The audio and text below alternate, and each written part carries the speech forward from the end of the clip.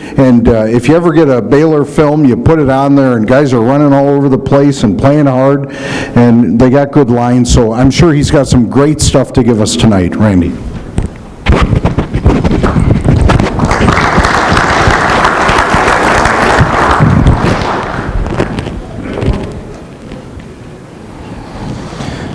Thank you, guys. Everybody hear me okay?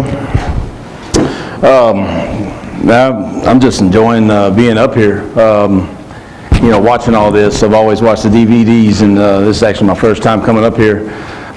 So the room looks smaller in the DVDs that I was watching, but really excited to be here. I'm an old high school coach, and getting older by the day, but I've been working with Coach Briles, our head coach, for most of my career, and the thing I think that's helped me over the years is my high school roots, and the fact that when you're in high school you don't get to recruit or you don't get to draft who you want to fit your system, so you have to adapt. So if you got a good throwing quarterback that year, then you're going to some spread offense college, and you're sitting in there and you're watching them. If you got a runner at QB, then you're going to some option team and looking at them. So it gives you you have to do what you have to do to survive. And I think we carry that over somewhat today at Baylor. Okay, Coach Briles, he was one of the and anybody knows Texas high school football, he was one of the first guys to really spread the ball around. Okay, he's an old wishbone guy, and back then the wishbone was if you want to spread it out, okay, the tight end he lined up over here this time, but that was the extent of it, or they maybe they only put two backs in the backfield, but he was one of the first guys to do it. And back then, when I first started working for him in high school there, especially in West Texas, if you were innovative defensively, you were a four-man front. Okay, and you were 4-3. That was you were up to date. The guys that were still playing the old school 50D, dealing with option and wing T and stuff like that. Coach Briles had a saying. He said, "If they 5, we 5." Meaning that we were going to go empty. If they were going to run some 50 type deal, and put a D end out there trying to cover a receiver, and that was kind of the first. First thought of spreading the ball for me. He hired me really out of college. I went to Stephen F. Austin there and played under Jim Hess and learned a lot of stuff there in my first few years. We'd motion guys out of the backfield in order to lighten the box and run. And everybody always asks, Coach, we're looking at y'all's films and your split, your wide out, he's about 8 inches from the sideline. What's up with that? Or your inside receiver, he's almost to the numbers. What's up with that? It ain't hard to figure it out. The wider they are, the more space you got inside to run the football. Okay, and that's where we're at. Okay, we spread the ball to run the ball. All right, and that's what I'm talking about today. Okay, I used to have the co-coordinator title, and then last year coach demoted me, but he gave me a raise, so that was all. I guess it was the equal out. But he made me the run game coordinator this year, which didn't change anything in what I did anyway. The thing I think that makes us a little bit unique, and we talk about this, everybody's wanting to run tempo, and we certainly practice tempo and we run tempo, but you got to be physical in doing that, okay? And if you're not careful, running tempo for you on offense can be just as bad as it is for the defense, because if your guys don't get down the stance, they don't come off, take a good first step, they don't strike, all this stuff that Coach was just talking about, well then, it's counterproductive, okay? So, you can't, when you're doing an up-tempo offense, you can't use it as a crutch, okay? But if you are going to do it, you have to practice it, and you have to rep it, and you have to work it. And I think we do a pretty good job of that, okay? Just a couple of things here. We try to run a lot of plays during the game, all right? And these are our stats from the last 2 years. These are our ranks as far as the qualifying conferences or whatever you want to call them, okay? Try to be pretty balanced, all right? Pretty balanced for our run and our pass. Most of the time, it's a little bit misleading because we'll call more runs, but, because of, distance reads or whatever, we'll end up, the quarterback will make a now throw, okay? But it ends up being pretty equal there, okay? Tempo, in 2011, that was the year we had Robert Griffin We were 77 plays a game this year. This past year we were a little bit more, 82.5. The thing down at the bottom, we had, our average TD drive was 2 minutes in 2011, and then minute 59 last year. Okay, so we try to get it going. Once you move the chains, we feel like we can establish the tempo, catch the defense off balance, try to hit a big play in there, and get it down the field pretty quick. The best I think we ever were, we were in the 2011 Alamo Bowl. And we had I think our first touchdown drive was 13 plays in 1 minute and 48 seconds, I think it was, so that's moving pretty good, okay? But you have to practice that, and you're not always sharp, okay? I mean, you're not always going to be sharp because it's just the way it is. It's just a trade-off. But you don't want to sacrifice effort or technique. We have a couple of things that we start practice with as a group. We call this OTB, all right, off the ball is all we do, all right? We just line up and we call plays on the air. As soon as the ball snaps, then the linemen, their job is to get set, okay? So the ball is going to be set by a manager over here. My pointer ain't working. But the manager's going to set the ball, linemen sprint up to the ball, get set, all right? Next play, we're running, okay? And we'll work the ball all the way down the field. Thank you, sir. All right, we'll do that all the way down the field. And then the next thing that we'll do this against the defense. Now, this is what we call first, second down, okay? This is our only chance, really, to work tempo against the defense, because the defense, you know how they are, right? They're bitching like, is this guy on or off the line of scrimmage? And, they want to get set before you ever run a play. Well, we say, okay, first, second down, hey, it is what it is. So if we make 8 yards on first down, that's 2nd and 2. If we make nothing, it's 2nd and 10, okay, whatever it is. And then we'll line up and do our tempo. And that's how we practice that, all right? We do that during the season at least once a week. During the spring, we'll do it more.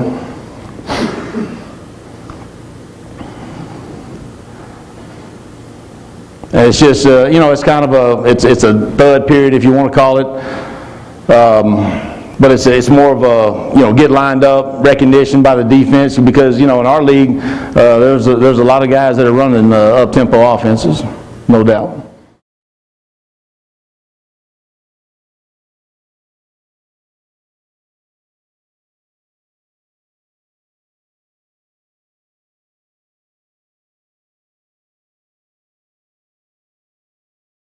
No doubt.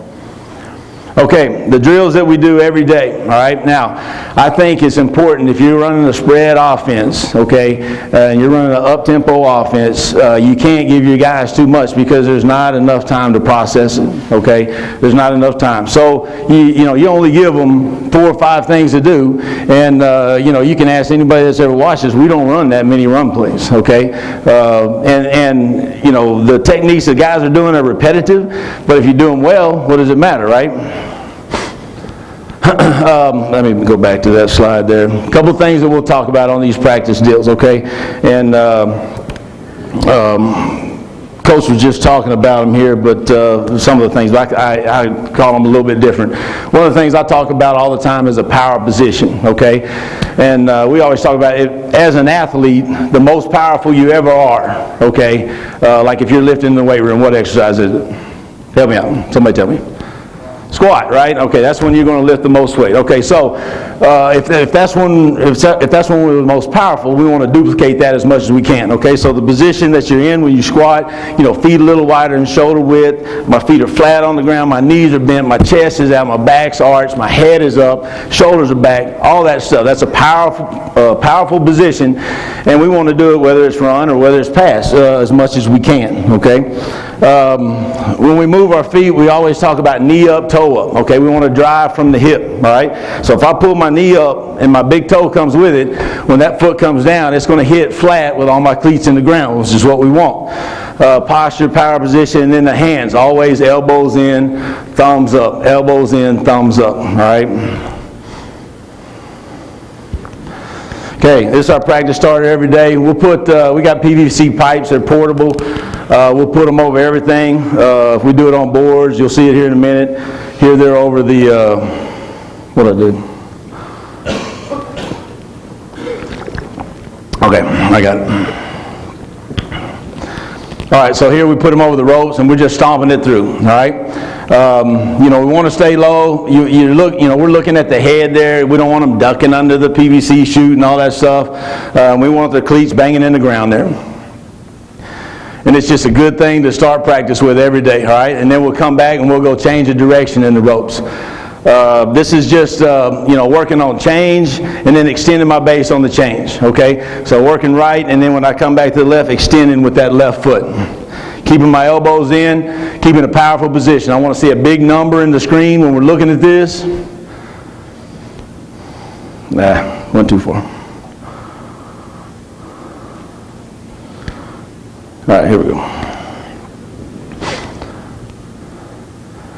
You see him, he's a little bit bent over right there compared to the first guy. Okay, second guy pretty good. Third guy pretty good. Fourth guy good.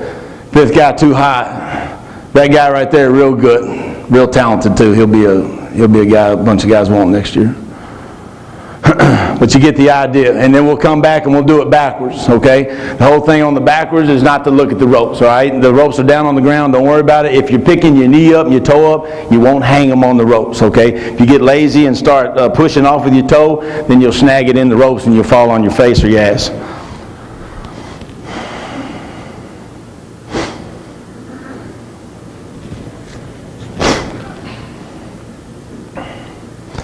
Okay, next thing we got, we'll do a partner drill. All right, I've kind of changed this a little bit. When we partner up now, it's more of a, we call it a tip-to-tip drill. Going against your partner and you're putting your hips in there to stop him, okay? Is that politically incorrect? I don't know. I hope not. Hope that doesn't land me on paper or something.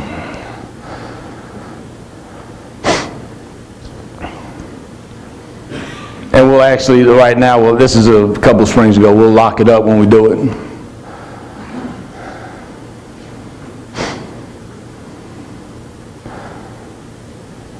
I got to hear the feet in the turf right here. I got to hear the feet clicking, hitting the ground flush. And then, you always got to watch out for one guy that, doesn't finish the drill right here, okay? You got to finish the drill. You finish your drives, you got to finish the drill. All right, run through.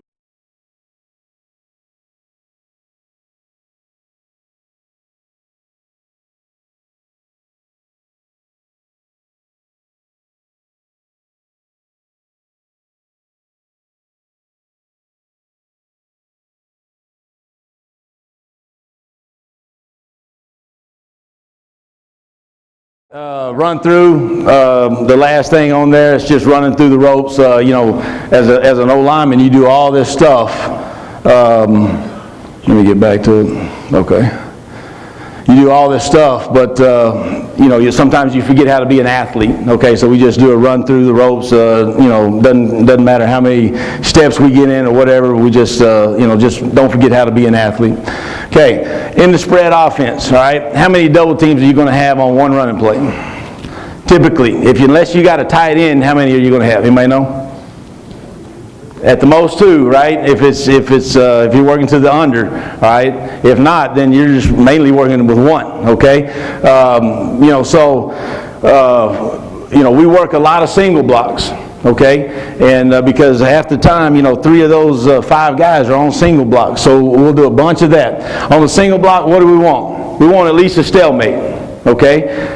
Movement is a premium, but we want a stalemate, all right? We're big on 2 steps, hands in, hips in, cancel your guy out, okay? And then when we get to combo blocks, there's 2 types of combo blocks to us. There's either A, where we want to get vertical push, vertical movement, give the running back a 2-way go. B, where we're trying to create an angle to the backer, okay? And, we'll call the vertical movement one, we call that a power combo. We'll call the angle to the backer, we'll call it a post combo, all right? When we do the boards, this is the single blocks, the drills that we do for those. When we do the boards, we do them in tempo, okay? We'll take 4 reps before we change men. all right? So the guy that's on the other side of the board, he has to hustle up too, all right? So we'll do a zone right, he'll run back and get set. Zone left, run back, get set. Stretch right, run back, get set. Stretch left, run back and get set. And this is just to, emphasize, hey, doing your technique with pace, okay? And, if you try to do the up-tempo and you're not working it like this, you're going to have a hard time because you guys are going to get gassed pretty quick. Always work on extending the base, whichever way we're going. We'll always talk about striking on 2, second step, hands and hips, all right? We always want to rip the offside hand for leverage. We always say offhand low for leverage, okay? And that kind of goes to those hands-in technique we just heard. All right, this is zone to the left right here, okay? We're just pounding the ground, and then we're going to roll our hips as soon as we clear the chute right there. These guys were pretty young when they did this, but just, work on speeding your feet up. Now, if you look at 78 right here, I had him playing center, and this was his first year. He was a tackle originally. I lost my pointer, Coach. Where'd he go? Where? Okay. Put it in your pocket? Oh, there it is. Okay, thank you. There's a snake that bit me. But you see 78, he's got the cuffs on, okay, and my cuffs are just like, game belts that are taped up so the hands are in here. But, one of the main reasons I started doing it was to help him get out of his, is it going? There. Yeah, you can use it. I'll get it. All right. But watch 78. It takes him a little bit to get out of his stance and going right there. There you go. Thank you. And put the cuffs on there to help him get out of his stance because, being a center, he can't have a bunch of gyrations trying to get out of his stance because he's got to snap the ball. All right, working zone right here. You want that offhand low, ripping up right there, hips in. He's cuffed up again, going to the right. See how long and slow it is? And a lot of it's because he's just like this right here. So the more we worked on it, the faster he got. By the end of the year, he wasn't bad. See how his left elbow comes out right there, all right? We don't want that. I call it a chicken wing, okay? We want elbows in, thumbs up, ripping up, pushing up. You look at the freshman over here, 58, all right? He's much better right there. That's more what we want. Okay, another run drill that we do, we just call this 2-step pop, and we're just working on taking 2 steps, getting our hands and hips in, and then we're moving down. This is a good way to get a lot of guys involved, because one thing about Coach Browse and my staff, offensive staff in particular, they think that we can just go out and play. Okay, let's just go out and play. It's just football. What's the big deal, And I said, well, I need a little bit of individual time, Coach. And he's like, all right, you got 10 minutes here. And then after break, you got 10 more minutes, okay? That's it, all right? So I'm on my own for 20 minutes a day, okay? And Coach's point is, if we can run 13 plays in a minute 48, how many drills should you be able to get in 10 minutes, all right? Get after it, okay? So there you go. That's it, all right? So I gotta be selective. There's certain things I do every day, but then I gotta pick and choose, what are we weak on, here or there. I try to hit everything at least once a week, right? But this is a good drill. It involves everybody, and we get some reps. Now you watch this kid right here. I love him. Gus has already hurt his ACL this spring. Good player. But his second step is always long. So I created this torture device. You'll see in a minute to punish him. Okay, but he's a good player, good kid. But we're always working on that second step being a lot shorter than what he likes to take it. All right, we'll do that. We'll do that both ways.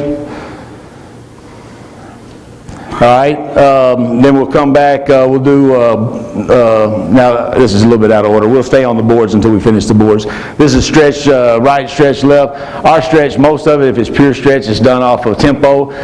Sometimes we'll just call the stretch. Most of the time we'll just line up and run it. We want an offhand rip right here. In our second step, we call it knee to nuts angle, okay? So however wide or tight your guy is, that's how long or short your second step is.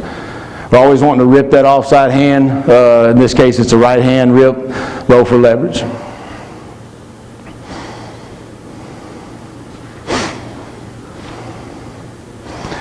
This is what I'm talking about. So watch the second step right. See how far upfield I need it a lot shorter than that. Going the other way, make sure they extend the base, make sure they're striking on the second one, ripping up right there. Okay, next one is a white block. Okay, we call the white block the inside step on the front side of the zone, all right, or zone type plays, done by the tackle or the guard if he's got a 3 technique. Coaching points on that. Your first step is going to be flat inside. Your second step is going to be into the D line. If you get turned, let the D lineman turn you. Okay, you don't turn yourself. And then you want to rip your outside hand, get it inside for leverage. We angle the boards right here, so this way is going to be a right. This will be like he'll be like a right guard on a 3 technique right here. Left, right step.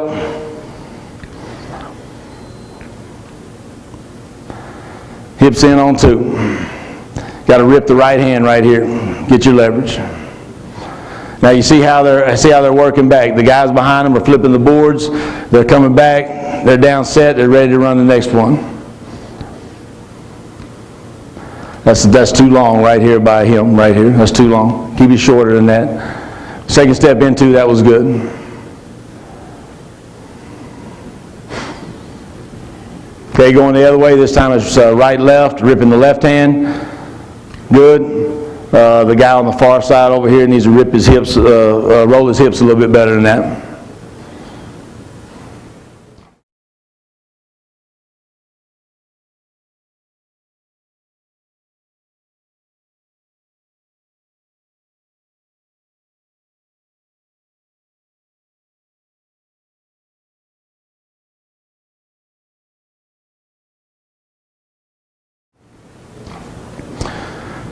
Then the other thing, this is the block that it seems like a little simple thing, but it'll get you beat more than anything, the underblock.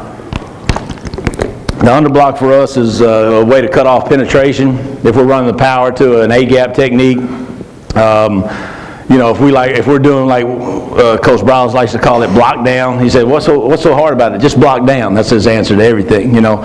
So we're blocking down here, all right? Key on it, we're cutting off penetration. So if this is a left tackle and that's a 3 and I got to cut him off, I got to extend that base right there. Okay, I've got to rip this offside hand. I got to clack the helmet with my helmet. And work it down the board just so we'll keep a base. And that second step, if I take a good first step, I'll take a good second step. If I take a shitty first step, my second step will be too long. I'll be crossed over with no power. And I'll be high too.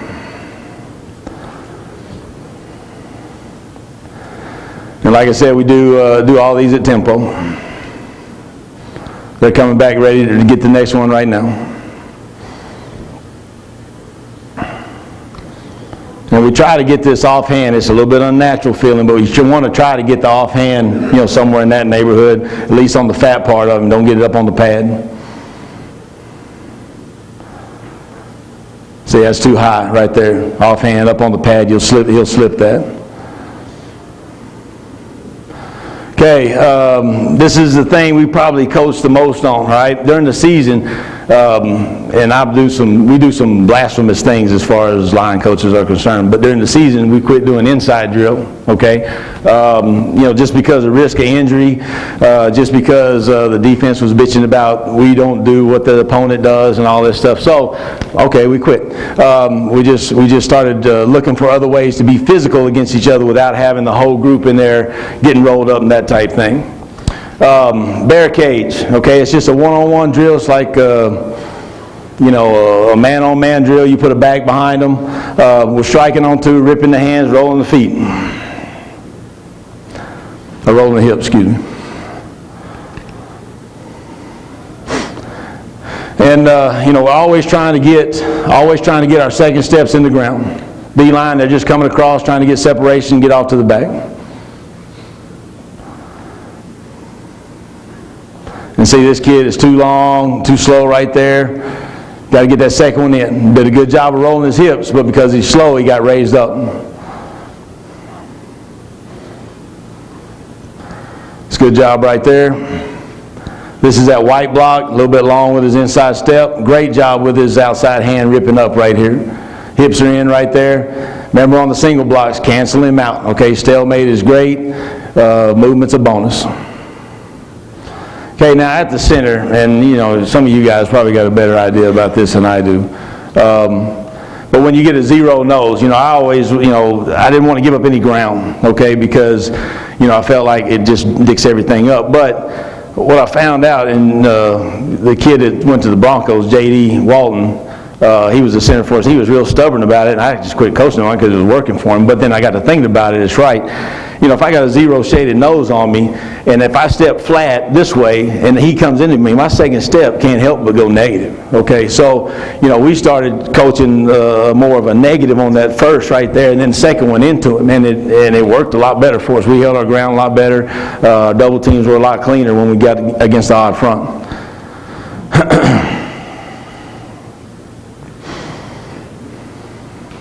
See, that's too long. He's trying to do the negative right there, but that's way too deep. Just got to be a lot quicker than that.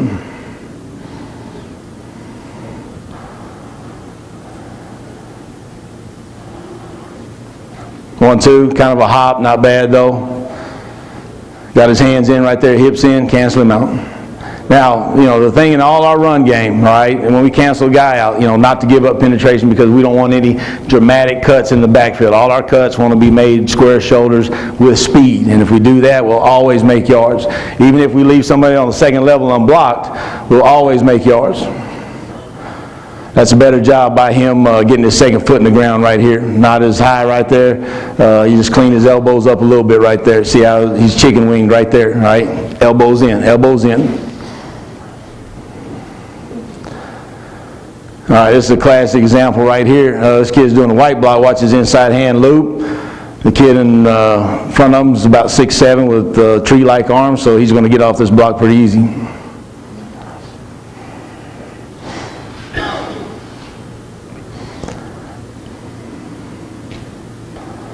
It's not bad right here. Negative on the first one, flat on the second one. Pretty good job.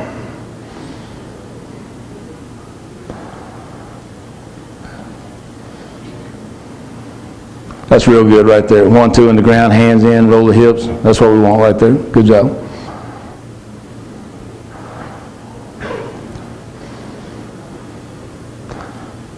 Just got to be a little, you just got to cut it down a little bit. Be in good shape. This kid's really, he's really good at this. 1-2. Good job rolling the hips. Elbows are in. Going to get movement right there. Good job. But you can see.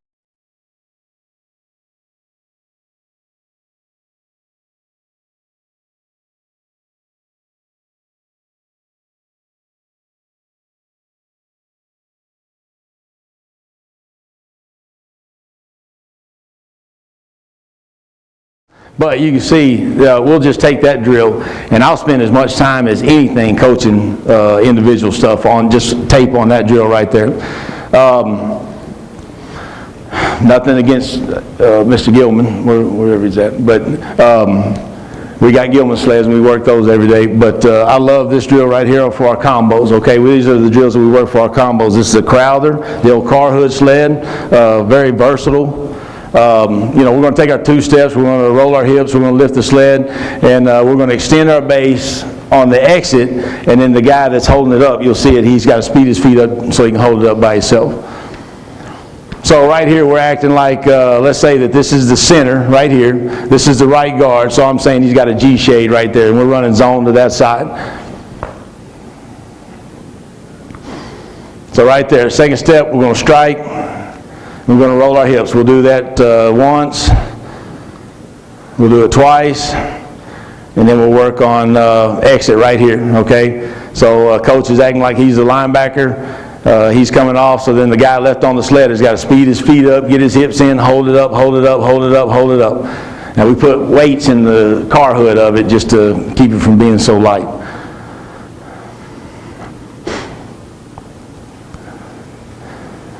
All right, there's my big stepper right here, 75. See how long? We just got to shorten that up a little bit. But that's just like zone, inside zone to the left, and we're going on the 3 technique right here.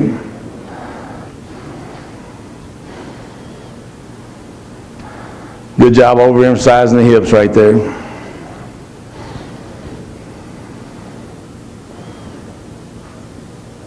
Good. Hips are in, sleds up. It's easy to hold. But we'll try to hit this every day, at least twice a week.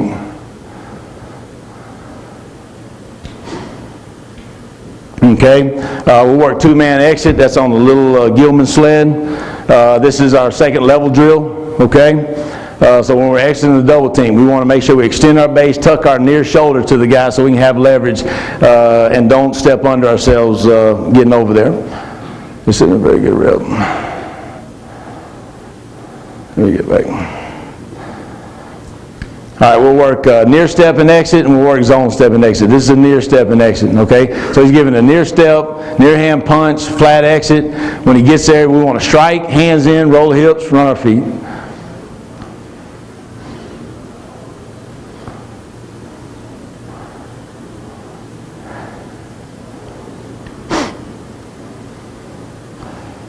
Good.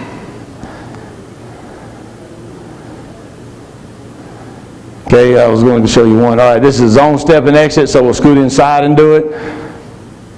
Second step, punch. Then we're coming off the front side of the inside zone there up to the back. It's a good job.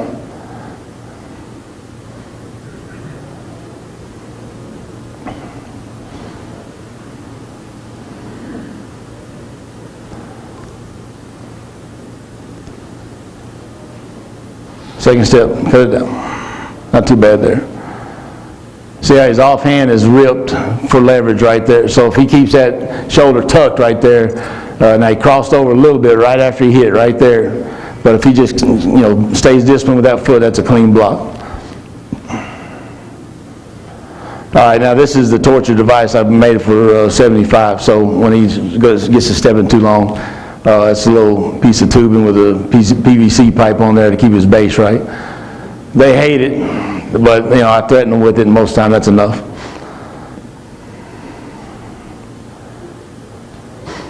But you can see how it, speed them up. Okay, then we'll do half line. What's the purpose of half line for us? It's a way to be physical. It kind of takes the place of inside drill. For the D line, it's just block recognition's all there is. We don't even have a back when we do it. Right tackle's doing a white block, right guard and center, they're doing a combo. 73 is no longer with us. And then we were breaking in a new center too. You can see that.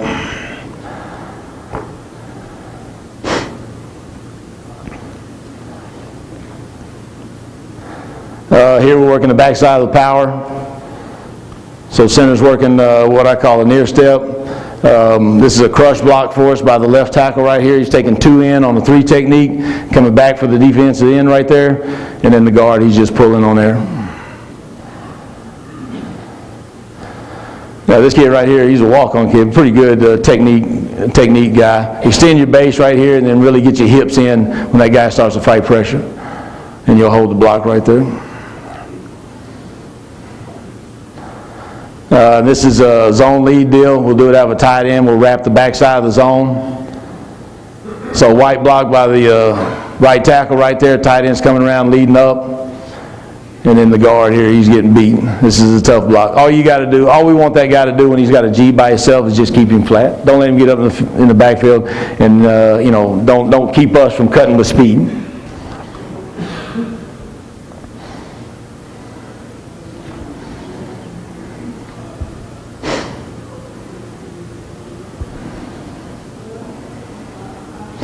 Okay, right here, this is actually the front side of the power. The tight end, he's doing a white block. Very bad job. You see how we want to step in. He's totally stepping around the dude. We got to step into him on our second step. It's just as bad by the D end right there. Good job on the under block by the left tackle right there, though. Hitting the hip, getting movement right there. The guard, he ought to come off of it.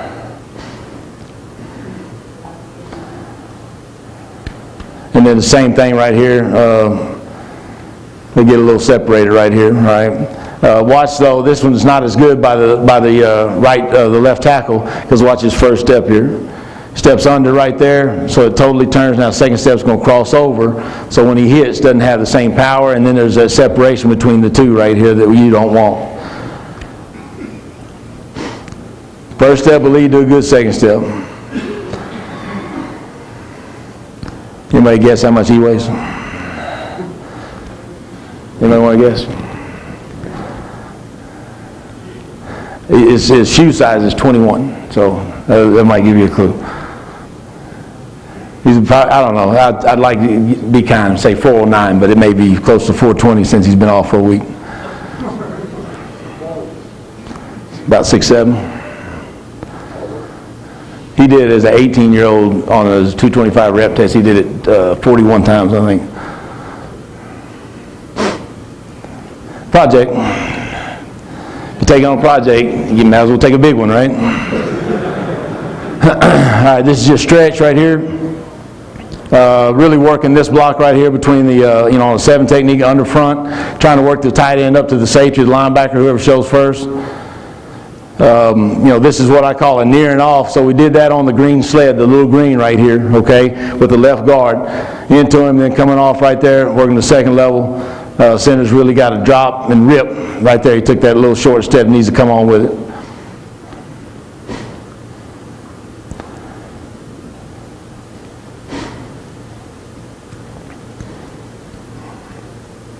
All right, this is just front side of the zone right here, so it's a white block, bad white block by this left tackle. He should be one in flat, and then second step into him. He takes a hop right here. Great job on the movement on the double team. Okay, so we're going to go over, just look at some clips and look at some of the things we're doing.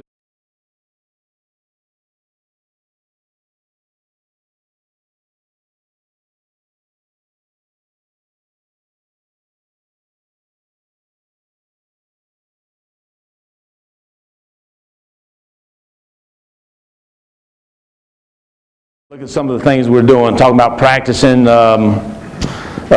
these single block techniques, these combos, and look at them in live situations here. First one's inside zone.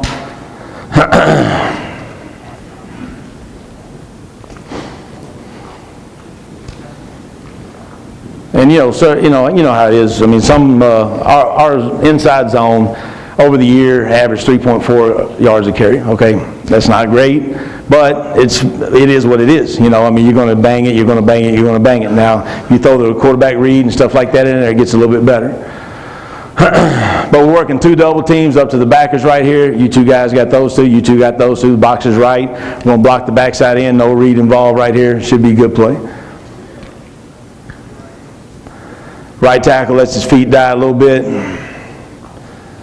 And then the front side double right here, okay? He's got to stick this longer.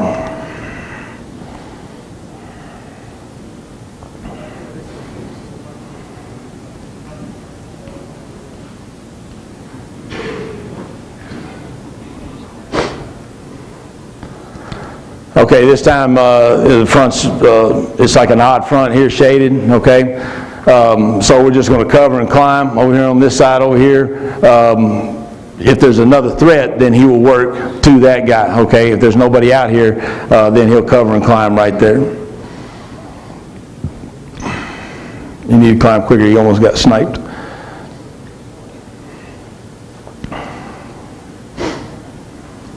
Okay, you watch the right tackle right here. Not bad, just aiming points a little bit off when the guy, the guy's a little quicker than he is right there. Missed a little bit, and so if the back has it and the end's not crashing, it's going to be a dramatic cut for the back, which is what we don't want. Simple read by the quarterback, end turn shoulders. It's easy for you. You pull the ball. All right, this is inside zone versus the odd front that's shaded. All right, so this is a zone step and exit by the center right here, okay? He's right, left, into him, and he's exiting. Got his head down a little bit. but he's playing fast, and we always tell the guy, second level, you play fast. You may not get him, but if he jukes you, he's not going to make the tackle, okay? At least we hope not. So right there, the guy's getting out of his way. That's fine. Back's got the ball, getting north and south, square up field, making yards.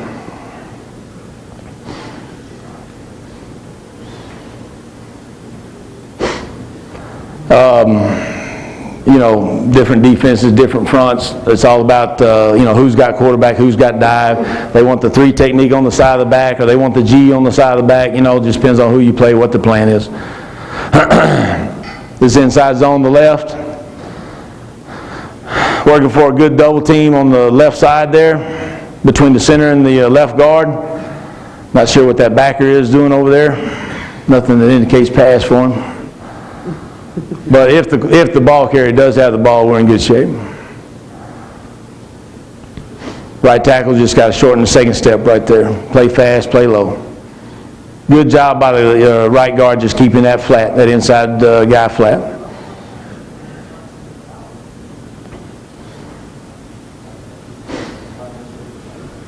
Okay. Okay, inside zone on the left again. Now you'd like for the back to go, you know, we tell him to get square. You know, he's supposed to square up behind the center. Okay, he's a little bit off here so he doesn't see it. You know, it's right here. It's really out the gate. Good job once again by the left guard. You know, getting his hips in, canceling the guy out. You don't argue too much with the back if he's got some wiggle to him.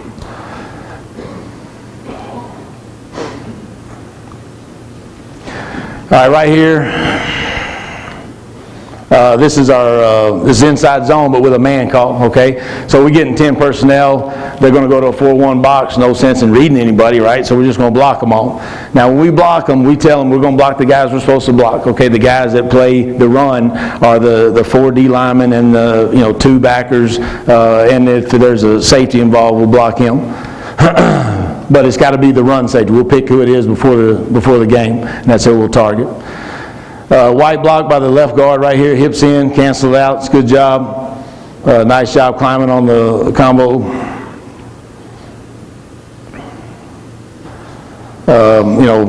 Pretty productive play for us, really. Nice job. Now you watch the center right here. He's going to hit the hip on the exit. This is something that we always talk about. Okay, if you really want to get the movement, exit violently and try to hit the hip on the exit right there. Now you're asking what is he doing? Okay, and we switched to the back. Okay, but what they're doing, they were twisting away from the back. So we got a little crush technique by the tackle right there. In case they do twist, we'll trade it off. But nice job by the center and left guard right here getting the movement.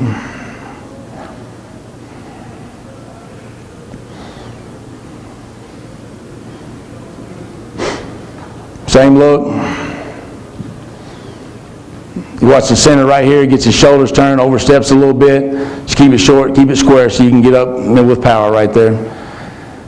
Nice job, hips in right here, hips in right here, hips in right here. He had them in, lost them there at the end.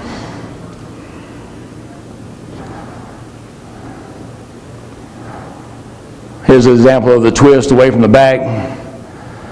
So we're doing the crush technique by the left tackle right here, and he's going to overtake that, and then the guard's just going to climb. Center's overstepping to just a hair right there. You got to keep it short.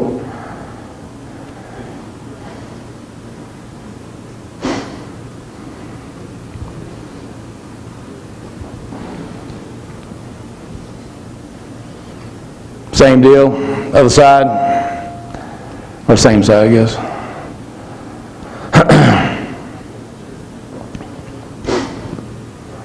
All right, we'll get to zone lead. This is just zone on the front side, a man on the back side, lead with the tight end, fullback, whatever you want to call him. Real productive play for us, especially against a 4-2 box. You get a hat for a hat. We'd always like that.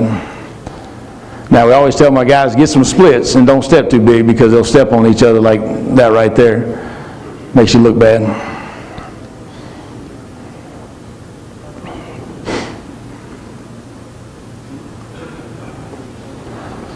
Same play, just different look out of the backfield.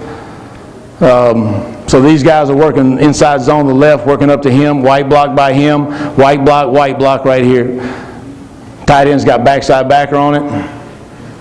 Now you see what happens to the right guard right here. His guy's on the inside penetration. He's trying to get his hips in. Didn't strike him quite good enough. But you see the back stayed patient, didn't have a dramatic cut. Good job by him.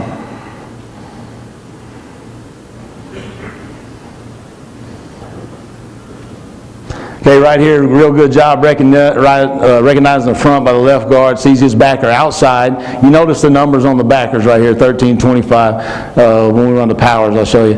But real good job knowing that he's out here, so he'll help here until he sees that guy come in and he'll come off. Good job.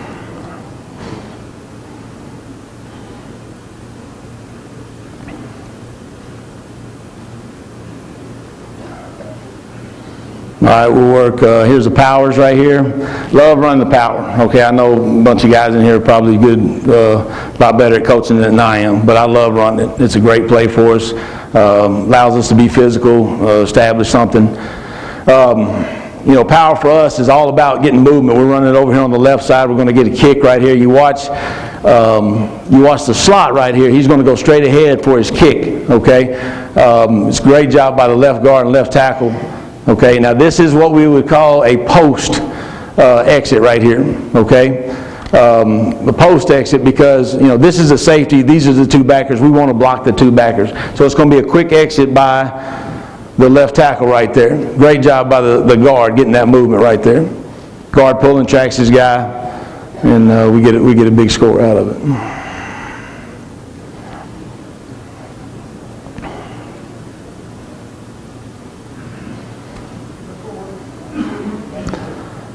Okay, right here, you know, look at your backers, backer. This is a safety. So we're going to try to, you know, run away from the safety, all right? So we're working to the backside backer right there. This, the nose tackle is trying to loop off. Some tackle does a good job of seeing it, picking it up. Guard does a nice job of getting square, hitting color. Great job by the back getting north and south.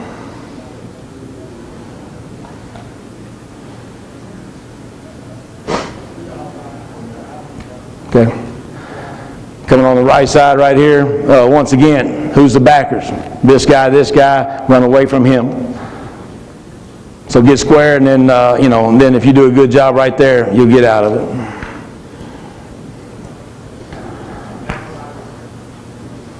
I love this one. You know, there's not much here. They're down the goal line, really trying to squeeze us. Good job by the guard right there, getting up in there. Great job by the back, hitting in the A-gap and working it out. And then this is my favorite one right here. So I told them, you know, 25 is the backer, 13 is the backers. That's what we block on the power, right? Well, now look where the safety is. He's in the middle, okay? So we totally ignore the safety. But the guard, he saves my ass here. He gets on them, then sees what's happening, comes off, gets a nice help in the end zone. That was an overtime.